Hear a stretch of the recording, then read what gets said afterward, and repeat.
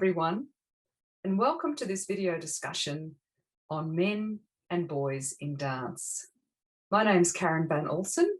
I'm the editor of Dance Australia, and this video is sponsored by the Queensland Ballet Academy, the New Zealand School of Dance, and Cicchetti Ballet Australia. We all know that dancing comes as naturally to boys as it does to girls, and yet the number of boys taking up dance, and especially ballet, remains stubbornly low. Why is this so, and what can we do about it? For this discussion, I've brought together 5 distinguished male dance professionals who I know all have strong feelings on the topic.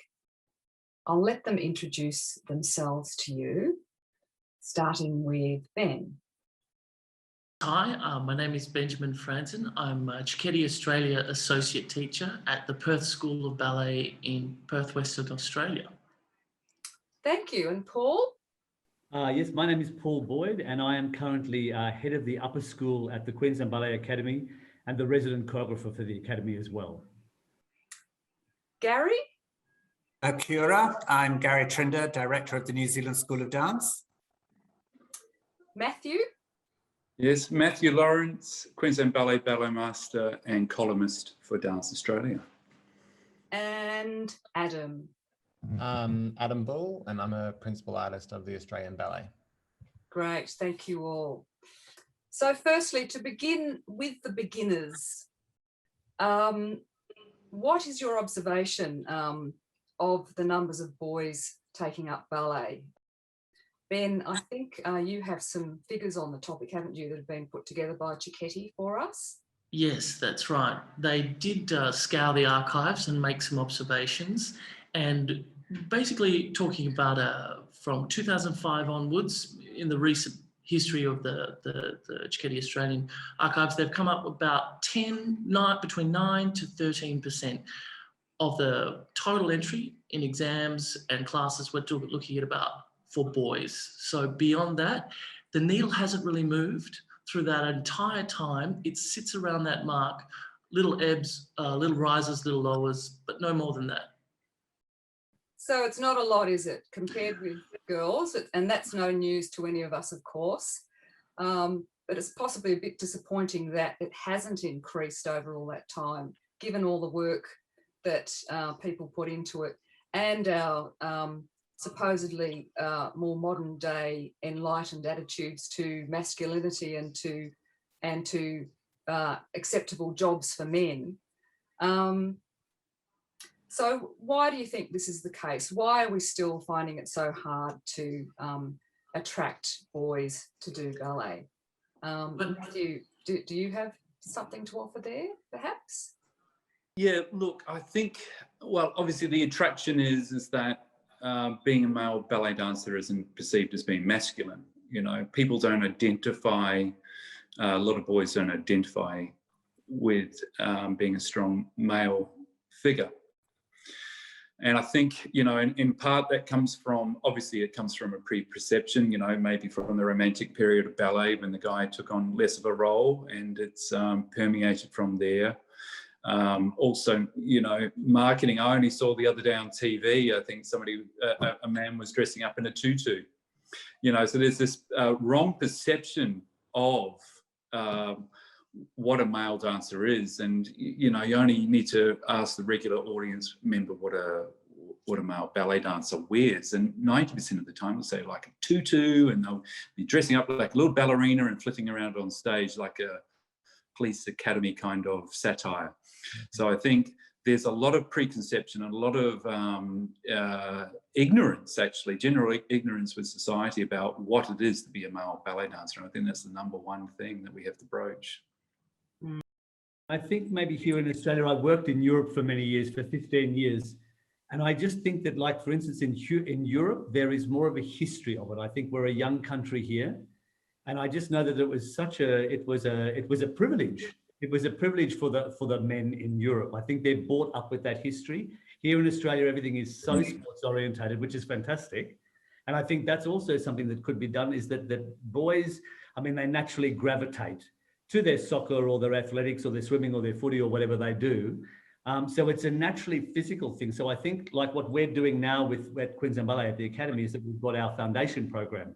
So we're introducing really young little fellas, like little 8-year-olds that come along, and just to get them somewhat interested in dance. And we're not kind of standing them in first position and making them do the hard stuff. It's letting them improvise and getting them a feeling for theatrics, teaching them a little bit about the history of ballet and spark their interest, I think, there. I also think that sometimes which I think is a good thing, is that nowadays they are seeing dancing as such on television a little bit more, which I think, like, So You Think You Can Dance and all those sort of things. I mean, I'm not a huge fan, but I think what is good about it is it does introduce the male dancer. And if I remember rightly, a couple of years ago, they had, I think, Stanton Welch's, one of Stanton's ballets. Was it you, Adam, that danced? No, I think it was Robert, and they did the Divergence part of it. Because I remember. So You Think You Can Dance? Yeah. And it was quite unbelievable to see, I think, the audience reaction. And I spoke with people after, and they just said the difference between the refinement of that ballet dancer. I mean, I think the stuff is great what they do, but I think it just opened up a whole new world, I think, for many people to be able to see the refinement of ballet and the real masculinity of it. Mm. You know? So do you think it comes from the parents' encouragement of their son to take up dancing? Because I know when I was 7 or 8, I didn't really know anything about ballet. And it was the encouragement I had from a teacher in grade 1 who said to my parents, who very blue collar, western suburbs of Melbourne, had no idea about the world of ballet. But it was that encouragement from my teacher who said to my parents, why don't you take Adam to ballet? Because I think he'll love it. And from that encouragement, I was engaged in this world that I had no idea about. And my eyes were like blown apart. Like it was like, what is this world I'm in? So I think the encouragement and the identity of ballet and what it means has to come from the parents, I guess, to allow their boys to, enter into this world. Yes. Gary, I think you had something to say about that too, didn't you? You made an observation that boys just don't even get exposed to ballet at a young age because their parents just assume that they're not going to be interested in going to see a ballet or something like that. Yeah, it's been interesting for us because we've had a number of young men who've come through the school, and quite often their introduction is through their sister doing ballet, and they were literally sort of dragged along, or maybe their mother was a dance teacher. So it's often just introducing them, as Adam said, it's something they don't necessarily instinctively go to. I went to see a performance the other day of the ballet company doing Giselle, and the matinee was just full of little girls in tutus. There were no little boys there. It's just not something instinctively, I think, that parents think is appropriate to introduce a boy to.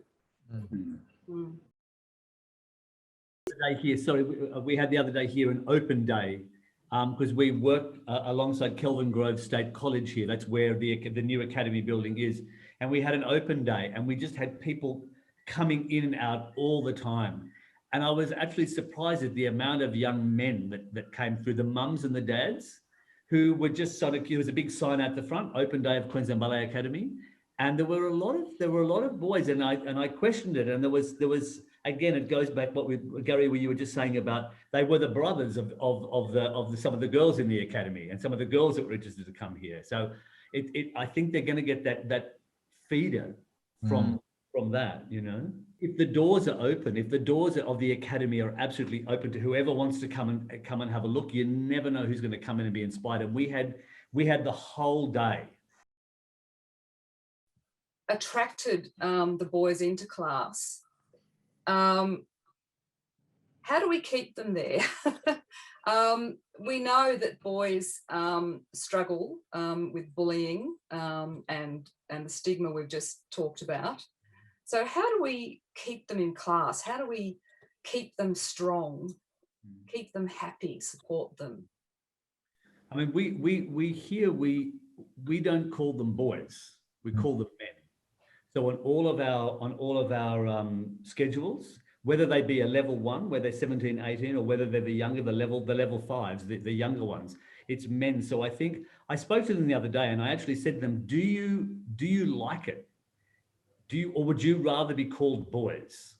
Because I think I said, do you enjoy the responsibility of being a man doing ballet? And the response was, yes, we love it. We love the fact that you don't call us boys. We have at the Perth School of Ballet, it's a large school, between 300 and 350 kids, a lot of kids.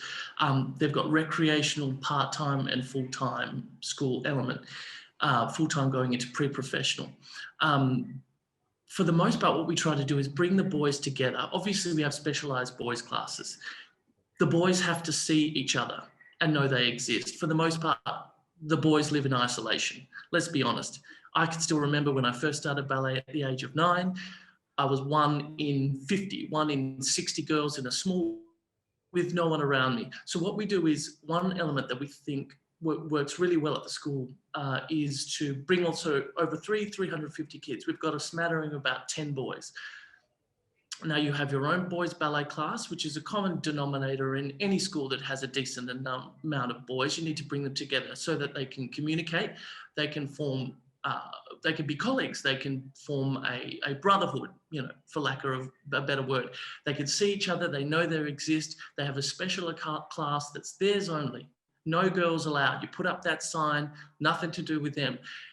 Male ballet teachers, I mean, let's be honest, there's not too many. In the Cicchetti Society, there's really not too many. But if you can get a male ballet teacher in front of male students, we're talking about masculinity as a theme that's left to the wayside, not only in order to sell ballet, again, to the majority as girls, but you need to be able to celebrate the masculinity in Australia. And Australia being a majority sports-heavy culture, which could celebrate masculine sports, you know, AFL is a real obvious one, but the ability for a man in Spartacus style to bare his hairy chest, so to speak, to stand there with bulging biceps, to lift a girl above his head running across the stage, they have to be educated that this is a possibility. So I have my classes at the ballet school where we're at, where we have these things, and this has avoided a large amount of attrition. This has avoided a large amount of attrition because it has created a community of boys, as I mentioned. Brotherhood, they know where each other is, they train with each other. And I also developed, I'd say, a hybridized form of coaching. So we do have special ballet coaching for boys with their traditional ballet steps for boys and the usual steps attributed to boys, but we also involve them, especially at the early ages, the very formative stages. For the most part, boys don't stick around. They don't start 4 years old, you know, girls are starting 2, 3, 4. Boys can't sit still for 2 seconds from ages at least 4 till 8. So when we get them in, we have running, we have jumping, we have strength, we have wrestling, we have ballet interspersed within that, we have games. Boys have a different chemistry, generally speaking, a different psychological makeup, different requirements. I think in order to be successful and in order to retain more across the board, we have to be willing to revolutionize the way we think about what it takes to train boys, especially young boys. I'm not talking necessarily about the finishing schools where they're about to step into professional company life and they do have their technical and artistic requirements. But if you're just trying to keep the bums on seats, I think we need to change the game. I honestly think there needs to be some kind of working group, male ballet working group, Australia, New Zealand, unify in their approach to strategy and policy about ways that they can change the style of education for young boys in ballet. Because let's be honest, how old is the style that we've been doing? This setup that we've been, that's traditionally done to train young dancers has been around for hundreds of years, and it's fantastic. I was brought up that way. It does a really good job. Maybe it can be tweaked, at least in the earlier stages, at least for boys. Maybe we can come up with new ideas. Maybe we need to tackle these in a completely new light. And I think it's time to do that, because nothing was mentioned a little bit earlier. You were talking about obstacles and things that are keeping boys out of it. We haven't discussed the internet. We haven't discussed social media. We haven't discussed that medium as a threat and also as a tremendous potential to get a lot of new, young, talented boys into our ranks, to normalize, to masculinize. I don't think that bringing it into the spaces, because let's be honest, used to be television and video, VHS, that people would get their popular culture, that would be informed and educated about what's around the traps. Now it's all social media, it's internet, it's YouTube, it's Instagram, it's Snapchat, you know, and these are utilized to an extent, but they're not, frankly, I think, use the word weaponized the way we could. We need ballet schools. I'm talking about the local ones as well, local ones, you know, suburban ones, that this is where the foundation of our entire element of male ballet dancing begins, let's be honest. So we need to get them informed about how do we use social media, how do we attract boys in that manner, how do we provide enough education that even without parents, although we need parents on board, boys can be exposed to ballet as a real alternative for sport or athleticism, masculinity, artistry, meeting girls, you know. We could explore all avenues in terms of that kind of carrot we could dangle for young boys. I'm sorry, I went on a bit of...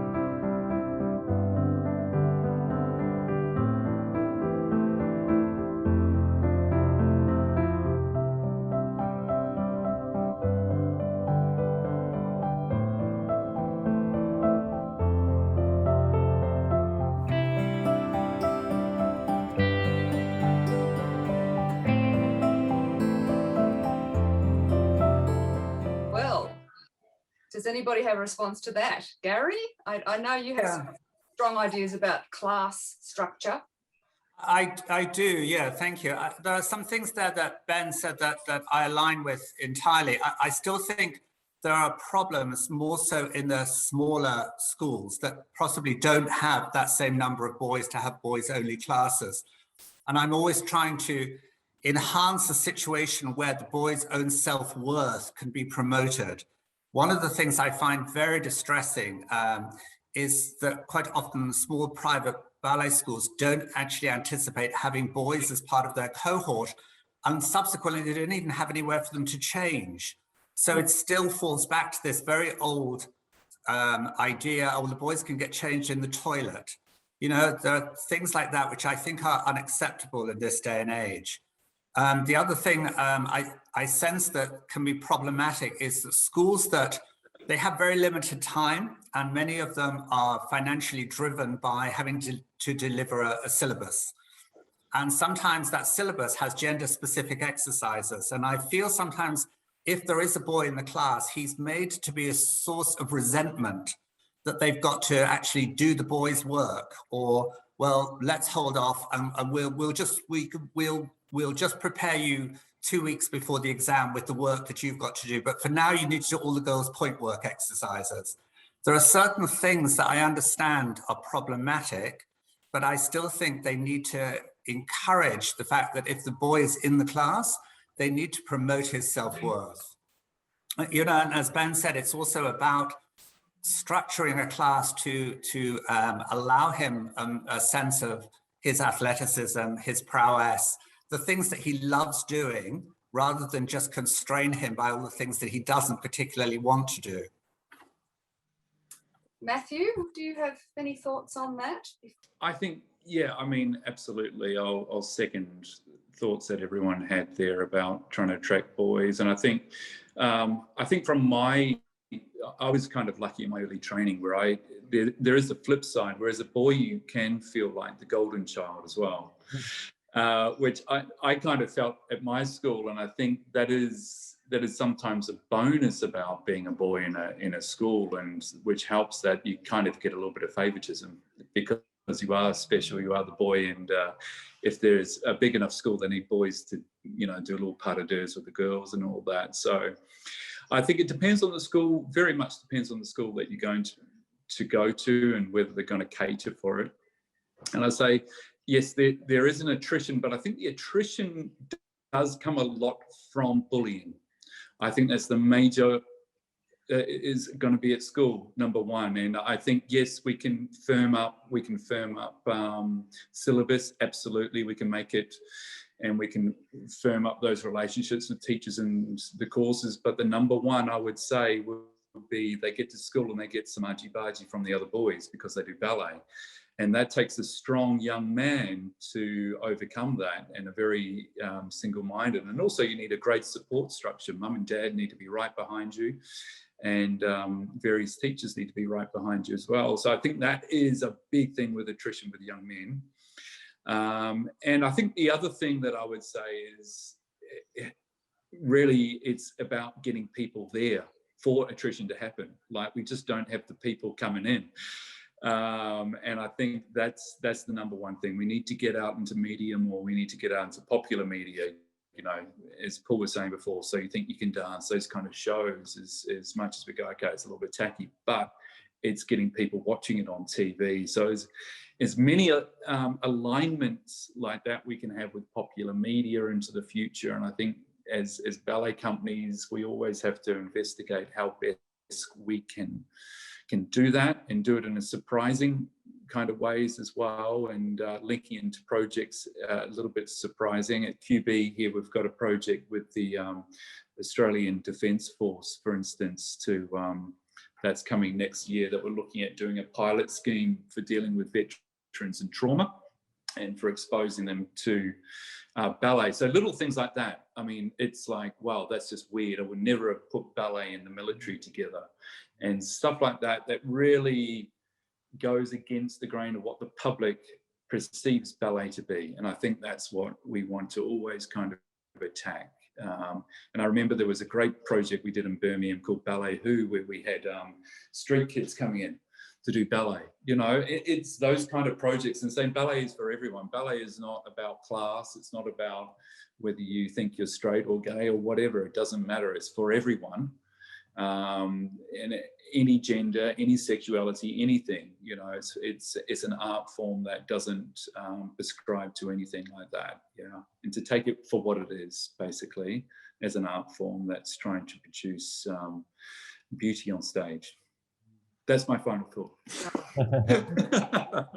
Adam, would you have anything to add to that, perhaps? I think going off what Paul was saying, the importance of having programs in place where boys can come together. Like, as we discussed, like, you're usually the one boy in your local ballet school, you know, surrounded by girls. And, you know, I've been the director of the boys' summer school in Sydney for the last couple of years. And that's just one of many programs, but it's a summer school where boys from all over Australia can come together, and they all stay on campus for the week. They do jazz, ballet, variations, repertoire. And we've had between 50 and 90 boys from all over Australia come together, and you see them grow, come out of their shells, like they find camaraderie, they have friendships. Exactly.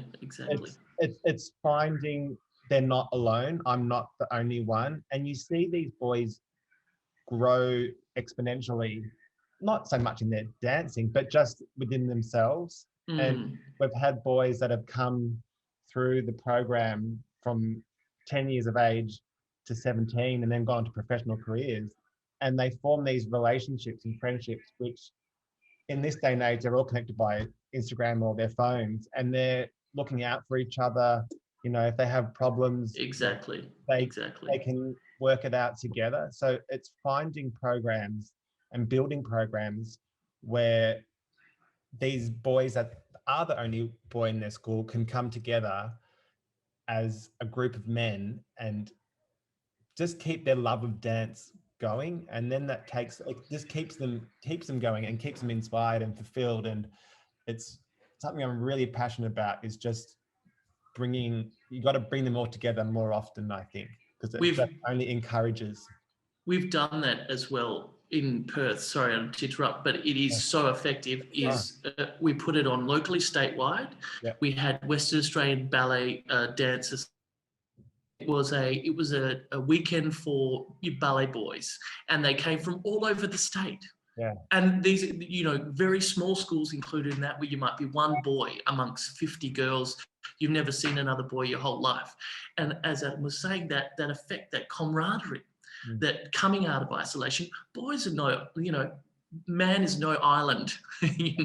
We need also friendship. We need camaraderie. We need to connect. We need to know other people are there. Even if these kids go back to Tujay or Pinjarra or some other country ballet school, they have that experience. They're no longer alone. And they, as Adam said, connecting on Instagram and Snapchat and whatever they want, and they're there for each other and they know each other. They take down their contacts and they're, how are you going today? And photo of themselves doing this, photo of themselves. We need to create community. It was shocking to me, frankly. I was digging around for strategy and policy about retaining and attracting boys to ballet. There's not a lot of that. In fact, there's hardly any. There's approaches, and rightly so, to attracting and retaining non-binary students, the transgender question, and these things. But how long have we had this trouble with boys? Since the inception of ballet, we've had the trouble of attracting boys. Why has it never been an issue important enough to develop a national or a state level policy and strategy that we can use to utilize to really change the context, change the situation on the ground? We should unify. We should have a working group. We should have the leaders of our profession come together across all denominations. RAD, Cicchetti, Vaganova, the ballet schools, the prominent, it should just be ballet. It should be men in ballet. If we want it, we have to take it. The opportunity is there, but we need leadership to stand up, and we need to kind of make these changes. How bad do we want it? Well, Ben, I think what you're saying is just fantastic. I think one reason has been that ballet teaching has been very competitive historically. Absolutely. You've got the schools who compete with each other. They don't Absolutely. information. Even the syllabus organisations are in competition with each other. So we need some kind of shift in mindset. We need to shift our mindset. Independent organisation that is set up by all these different organisations, perhaps with representatives from the different organisations and some of the major dance schools. And they could work together to implement some kind of strategy. Because I know, Garry, you when we discussed this earlier, you pointed out how, it affects the whole art form. It affects women as well, because they end up with no partners. We end up with ballets in the repertoire that don't feature strong male figures because there are no strong male dancers to choreograph for. The New Zealand School of Dance has a program, doesn't it, where you go out to some of the hip hop communities and you've recruited young men that way, haven't you? Yeah, it's been interesting for us because we found a pathway through obviously hip hop, street dance, and the other area that really surprised me, rather like Paul's situation, for my sins, I was asked to go and judge a Bollywood competition, and I was absolutely dreading it. And when I turned up, it was like, where have all these men come from? There were hundreds of them. And it just had somehow the societal acceptability was much, much greater in those sort of genres. And even though we brought boys into the program, usually for our contemporary dance program, not necessarily for ballet, there are all the related issues that are still a challenge for them to overcome. And that's like asking them to wear tights. That was a big issue. Asking them to wear a dance belt. There's a lot of things that I think we take for granted, which are still quite a hurdle for young men to overcome as part of the introduction when we associate it with ballet training. There's an awful lot of things there that they still grapple with. And there's a lot of societal pressure on them. We talked about bullying, but I feel that sometimes the bullying also comes internally. I think there's also other girls often will make fun of the boys in the class, or we've had problems with these boys who come in from this amazing street dancers, amazing hip hop exponents, and then they have to put tights on, and everybody just falls over, you know. And I think it's overcoming all of those issues that we, as I say, we take for granted that this is part of what we expect of a ballet dancer, but it's not necessarily easy for young teenage boys particularly to overcome. It doesn't help their ego. And this as well is part of the problem, because the discipline required for ballet. I mean, I love ballet. I want to see ballet proliferate across the entire strata of society. I don't want it to be an elitist white collar art that the cost effective and those of a certain education take part of. I want grassroots across the board people doing ballet, but it's a discipline like no other. Like it's a difficult entry. You get in there, not only you've got to wear that ridiculous support and the tights and the that people have no real experience in, but the discipline required, the physicality is difficult, the flexibility. So if we, at least at the grassroots level, maybe experiment with the idea of not fusing it, but again, like I do with the young boys, games of speed, games of strength, some dancing. I also teach Moseyev Russian character. So there's a really established range of male steps. So we do some Russian character. They're stomping around in their boots, doing backflips, and some ballet steps, at least at the earlier levels. It's like ballet education through subterfuge. Don't hit them hard with everything straight up, but ease them into it slowly, like a frog in boiling water. Before they know it, they'll be putting on that support and donning those tights and lifting the girls above their heads like any other ballet dancer, and think, how did this happen? And hopefully at that stage, we keep them involved and we don't lose them like often happens right now. It sounds like we need a new syllabus, boy-specific syllabus. Sounds like a good way to go. And maybe an organisation, a group of men who should get together and perhaps write one as a start. But obviously there's a lot to discuss. We've thrashed out some of the issues. I don't know if we've reached any conclusions overnight, but we can't change society overnight. But I think we've had a great discussion. And I thank you so much for your time and your contribution.